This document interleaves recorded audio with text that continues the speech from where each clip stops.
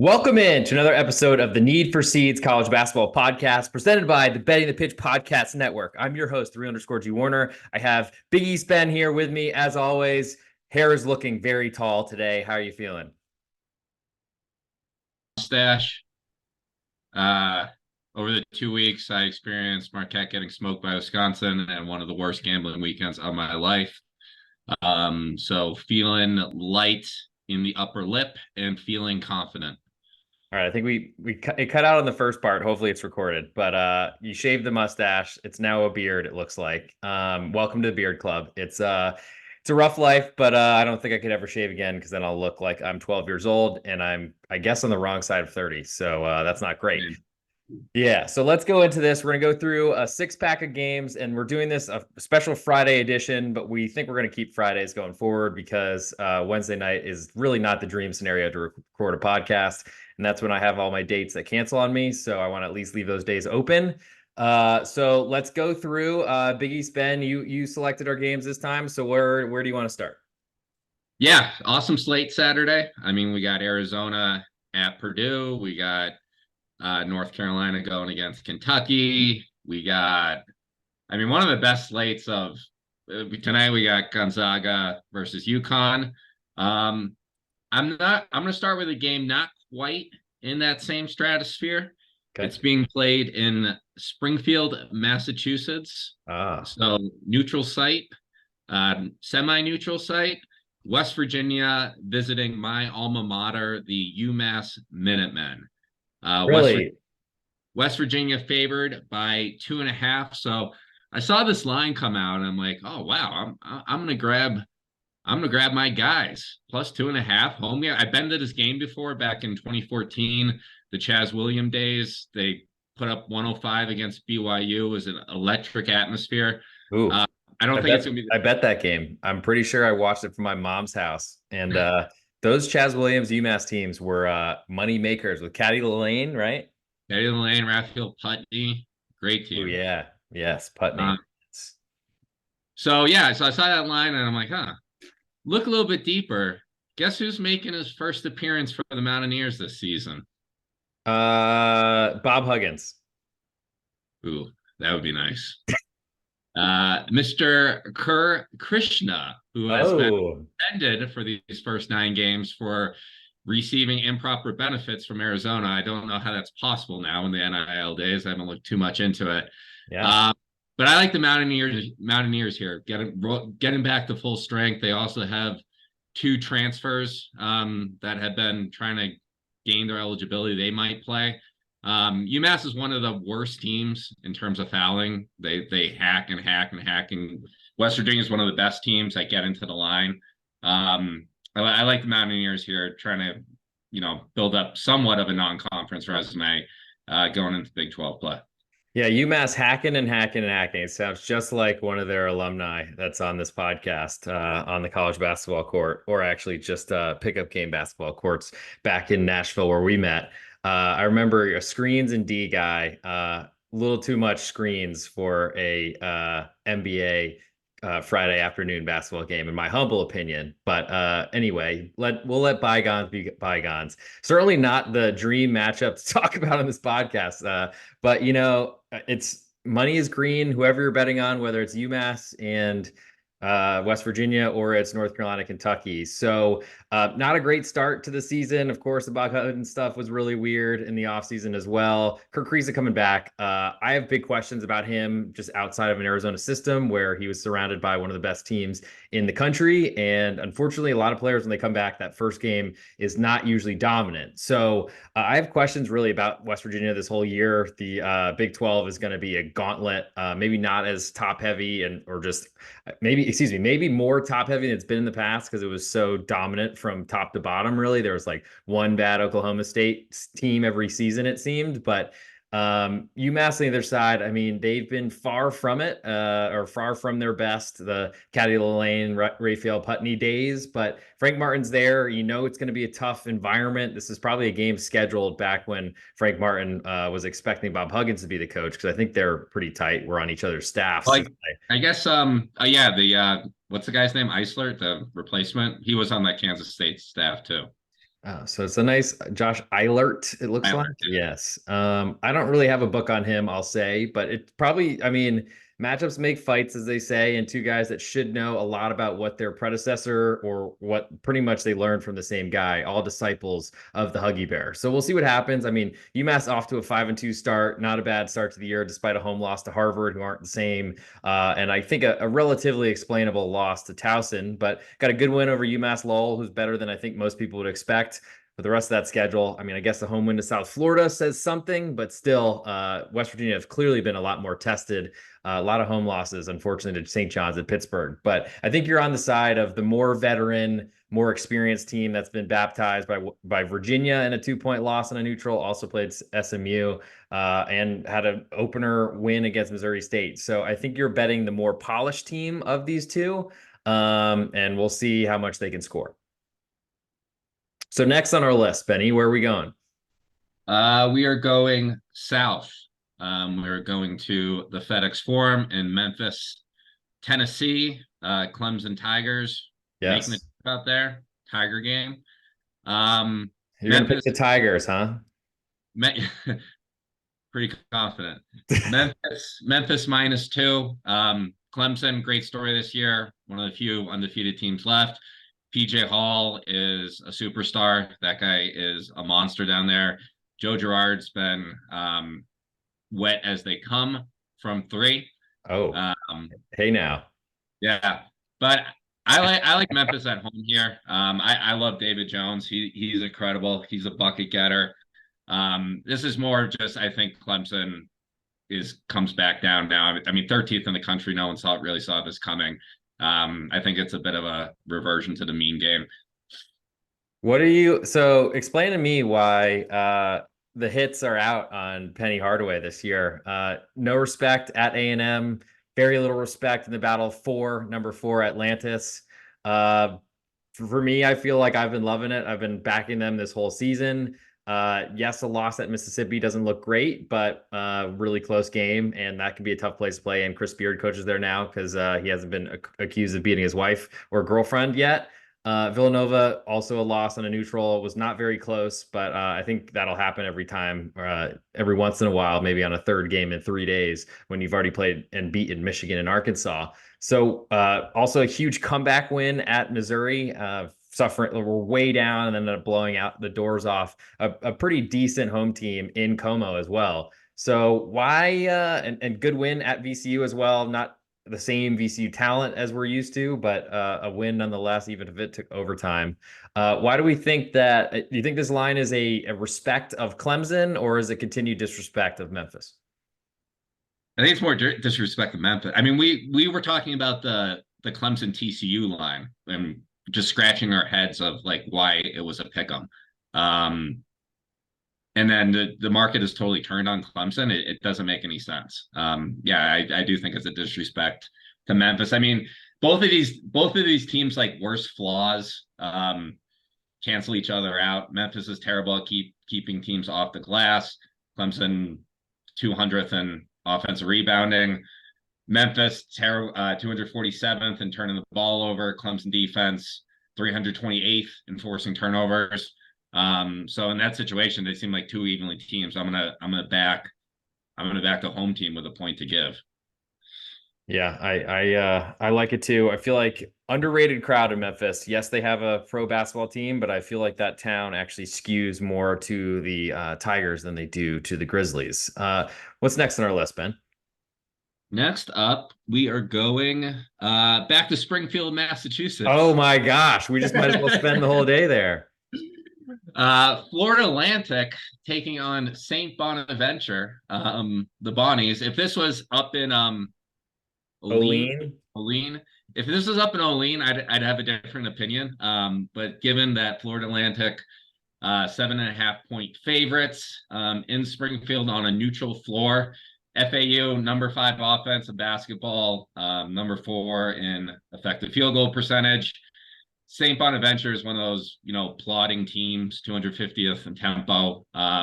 Again, we saw what Liberty did when they tried to, play their game and take the air out of the ball. It did not work, given that game was in Boca Raton. But yeah, I just think this is a double-digit win easily for the Owls. St. Bonaventure, good team a couple years back, but they've really fallen off. Give me the Yeah, Owls -7.5. weird team, St. Bonnie's, who were so good, returned their 5 starters from an NCAA tournament team, and then it seemed like they all hated each other or were all trying to get theirs for their NBA prospects, and then all ended up scattering with the portal across the country or to the pros or whatever. But it seems like Mark Schmidt has got his team coming back towards, I think, where he wants to be. Got a good Cincinnati transfer in Micah Adams Woods. And actually, we're up to 11 right now on Bet Online. We're recording this as lines are coming out and settling. So if you see me with my head tilted to the side, it's probably because I'm figuring how much money I want to put on something that's coming out. But from I guess from this game's perspective and just in general, my thoughts on St. Bonnie's is that Bonaventure, they're really good in slow pace games. And if they can dictate tempo, I don't think they can do that against Florida Atlantic. And what will happen is as you mentioned, if they slow the pace, FAU is going to make their 3-point shots and they can run away and hide. Because unfortunately, 3 is worth a lot more than 2.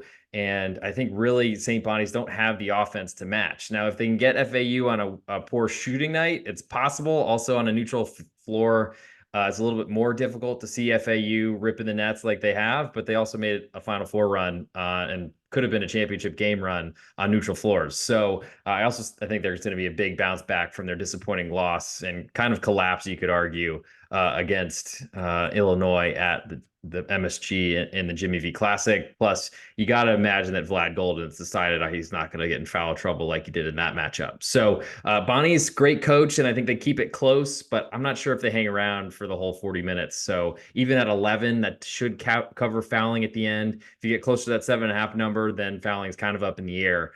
If you like the Bonnies, I think you try to grab a number of 9 or better. But if you like FAU, you probably want to grab it, or you probably missed it already. I wish I was still in Massachusetts. That'd be a great game to go to. See I them, mean, see the Owls in it action. does seem like these neutral site tournaments, they know what they're doing. You get 2 games for the price of 1. You can probably buy tickets at the top of the stadium and find some empty seats, especially whoever goes and plays the first game. Go find the section where they usually sit the teams diagonally from each other. And most of the time, they don't stick around for the second game, no matter who it is. So you can get a pretty good seat. Just got to make sure you don't make eye contact with an usher. So where are we going next, Benny? Next, we are going south again. Omaha, Nebraska, Okay. Alabama visiting Creighton. Jays are -5. What do you have it at? That is where I was looking at it earlier, so I'll use that for now. Alabama visiting Creighton, a matchup of Creighton who seemingly can't beat the Mountain West. The nice part is Alabama are much further south than that. And then Alabama probably trying to bounce back off of losing 2 of 3 to Clemson and Purdue with a win against Arkansas State sandwiched in there. And honestly, 3 of 5 with another win against Oregon, who aren't really the same as they have been in the past, and then also a loss on a neutral to Ohio State. So this is a big resume opportunity for Alabama, but they're going into one of the toughest places to play. Creighton's losses haven't been in Omaha from what I've seen. I don't think Colorado State was there. I imagine that was neutral as well. So disappointing and kind of head scratching, puzzling to see them lose by 21 on a neutral to Colorado State, and then by 15 on the road, or I think it was in Henderson, not on UNLV's campus or whatever in their normal gym, but for some reason Torvik has an away game. Regardless, Creighton, one of the best, most difficult places to play, best home courts out there. I'm not sure what else there's to do in Omaha other than pray to Charlie Munger or potentially the oracle of that city, but they have a huge fan base, and I think it's going to be really tough for an Alabama team to go in and shoot well enough, because really their game is dictated by how well they shoot the 3, and I just never seem to get them right on whether I believe it'll happen or not, and on the road I expect it won't. Yeah, I agree. I mean, Creighton's one of the best teams at running teams off the 3-point line. Number 1 in the country in 3-point attempts, over 2 total field goals. So yeah, I mean, I think the shooting bounces back at home. Like you said, that place is worth way more than 3 points. The CH is it Chai, see something health center. Sure. I'll take your word for It's that. a I'll great look it arena. up. It's an NBA arena. It's sick. I've walked around the outside of it before. But yeah, Alabama is gonna have to shoot well in that hostile environment against a team that really, really does a good job at minimizing threes. I thought this line would be more like 7. So happy to take it at 5. Yeah, the CHI Health Center Omaha, as you mentioned. I imagine that's not Chicago for Shy, CHI, but kind of confusing, especially in the flyover states of this beautiful country that we live in. Where do we want to go for our next game? I think we got two left. I got one more. Okay, one more. It's One more, going and to then we get the be best bets, which is what everyone's hanging out for. this is going to be my Big East best bet. Okay. Chicago game, Okay. Northwestern at the Paul. So just like Creighton, A huge rivalry matchup. Northwest Northwestern dropped one to Chicago State, one of the worst teams. We got to remember when finals week is next year because we got to like hammer these midweek dogs. You had Northwestern, you had Creighton, I don't know if you caught the Marquette game last night. Uh, squeaked by St. Thomas by 5 points. Ooh, It's ooh, tied game with nice. 3 minutes left, 25-point spread on that one. So yeah, I think this is again one of those finals week bounce backs. I mean, I think Chris Collins really tears into the guys after that dreadful performance on Wednesday. DePaul, one of the worst Chris teams. Collinsworth, Chris Collinsworth, or Chris Collins? Just want to make Chris sure I heard it. Collins, Okay. Collins, Okay. yeah, Okay, cool. Chris Collinsworth. Oh, so for the people listening on Spotify, please leave a 5-star review. Also on Apple Podcasts. If you're on YouTube, you might have just seen this. I mean, there are video podcasts technically on those sites as well. But Ben just tried to do the little slide in next to Joe Buck, but Joe Buck is not here. I think, or it was Al Michaels. Excuse me. My bad to the broadcasting world. I'm sure all the hosts are really disappointed in me at the moment, but I'll put my hand up and apologize. Good effort. Yeah, I think you said Chris Collinsworth, but we can rewind the tape after we publish this. Yeah, so I think Chris Collins really gets Yes. to the guys. DePaul, one of the worst teams at turning the ball over. They turn it over once in every 5 possessions. Northwestern, 18th in the country in forcing turnovers, also 4th in the country in taking care of the ball. DePaul has not kept it close against any team with a pulse this year, and they've not kept it close against some teams that don't have a pulse. Shout out Fort Wayne. Nice. So give me the Wildcats absolutely rolling in this one. Looks like 9.5-point favorites as I currently see on the road at Wintrust Arena. Does that scare you at all from the really diabolical home crowd that the Blue Demons seem to represent? Yeah, all 800 of them that go to every game. All I know is from back the olden days when I lived in New York and went to the Big East tournament, the DePaul cheerleaders were the worst. And that's saying something because I'm looking at you, Villanova. Oh my God.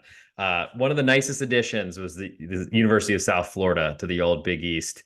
Louisville also very high marks. Anyone that had a football program, great halftime shows and entertainment. The Catholic 10, whatever, Catholic 7 that added a few more Catholic schools. Those were the go get beers at $14 a pop or something like that at MSG from my What past. wasn't that the last game of the season in 2020? DePaul St. John's first round of the Big East I tournament. I have a very I have a vivid image of the Red Storm person, I guess, anthropomorphic that represents the Red Storm, just sitting at MSG alone. And who knew that that was going to be the next year of our lives, unless you lived in Texas and then that thing didn't exist. But yeah, I feel like big number to lay on the road, but normally I'm most afraid of laying points with teams that actually have crowds and might be able to influence some officials. Maybe play one of those 8-on-5 games if you have the Zebras playing for you rather than against you. But the Paul's had some pretty bad losses this year. I mean, you didn't even mention the Northwestern win over Purdue, I don't think. So clearly they've shown they can play really well. Let's see if they can get a job done on the road. And probably coming off a loss, they should be pretty angry and should be taking this game very seriously for all the bragging rights across the Windy City. So, Evanston isn't too far from Wintrust Arena, by the way. well, it's basically like, isn't it a suburb of Chicago? Like, isn't it Yes. like Yes. kind of Chicago, but they call it a suburb depending if you like them or not, I guess. It's a suburb. It's a nice area. It's so when you're going from entering the city, the start of Lakeshore Drive is Evanston. Best road in America, in my opinion, Lakeshore Drive. What's better than I-95? Dude, the worst one out here in Denver, I-25. It's brutal, dude. Like you'll go on a 20-minute drive on that. You will go 60 to 0 in like 2.5 seconds, 4 to 5 times a trip. Like people drive like they're on mushrooms out here. It's awful. Because they are. Yes, most likely. Well, since everyone was tuning in on YouTube's Apple Podcasts or Spotify for car vehicle talk, thank you for coming in. This is the Need for Seeds podcast. We'll get back to the college basketball portion. And I guess it's time for the best bets. You already heard one of them, but I'll restate it in 1 second. Check the podcast description if you're not a member at BetOnline or at Sportsbetting.ag. You can play the opener game, which I've been sort of playing in the background. Friday afternoons, really good spot to get some discount. Basically, it's like going to your neighborhood thrift store and getting cheaper prices on favorites. That's what I'm looking to do most of the time. So this is a little bit of an awkward window for me, but I've worked on my multitasking skills over the years. So check out, I got referral links for BetOnline and for sportsbetting.ag. You get free money from the casinos. If you haven't used them yet, go take the free money. It's worth it. I've used it actually recently, and it seems to work, even though I'm the one doing the referring. So until they kick us out, get in there, take some free money, and hopefully we can turn that into our eventual fortunes. So you just heard, this is the Need for Seeds podcast on the Betting Pitch Podcast Network. You just heard Big East Ben. He gave out Northwestern a 9.5-point favorite on the road at the Paul as his best bet. For my best bet, I'm going to a neutral court, and I'm going to go with the Utah State Aggies, a 2-point favorite to San Francisco. Pretty small price here. Don't love laying points on neutrals, but below possession, that's usually a buy price for me on a team that I think is really good. There's been a lot of change in the Utah State lineup in their coaching staffs, like new players coming in, new coaches coming in, but I think they've really gotten rid of a head coach that made his money off of one upset of a very limited Virginia basketball team as a 1 seed in the NCAA tournament. They brought in a new coach, Danny Sprinkle, cool name, and they seem to be delivering results. They had a pretty tight win over this dog baby of a week of college basketball games, but only a 2-point favorite. San Francisco is not anywhere near where they used to be under Todd Golden. So take Utah State -2 and Northwestern -9.5. And that'll do it for this episode of the Need for Seeds podcast. We will be back on Fridays going forward, assuming our schedules can make it. We haven't talked about our Christmas or holidays schedule yet, but expect it to be as normal as is until you hear something different from us. But if you subscribe, then you'll probably see things that come out. Subscribe on Twitter, or you can follow us on Twitter at Big East Ben, at @the_real_G Warner. You can also get us on our Apple Podcast, Spotify, and YouTube feeds. Everything is posted on all those places as soon as I can upload, and as soon as my computer cools off instead of overheating, that will be up there, and you'll see this, and hopefully that will prepare you for another big Saturday of college basketball, as hopefully we're past the doldrums and we have some good games coming up. Big East Ben, do you have anything you'd like to say before we get out of here? Where are you going for Christmas? You going to South Carolina? Yes, I'm going to my mom's in South Carolina, so I'll be an hour ahead of time, but still staying up to the wee hours trying to figure out who Torvik likes the next day. I'll be in Massachusetts, so same time zone. Good. Well, now everyone knows I-25. Avoid that because people are on mushrooms, and you know where we're going to be for our holidays. So if you want to buy us beers, food, vehicles to drive on I-25, please do so. We accept gifts on this podcast, the Need for Seeds podcast. We'll be back with you next Friday, December 22nd, 2023.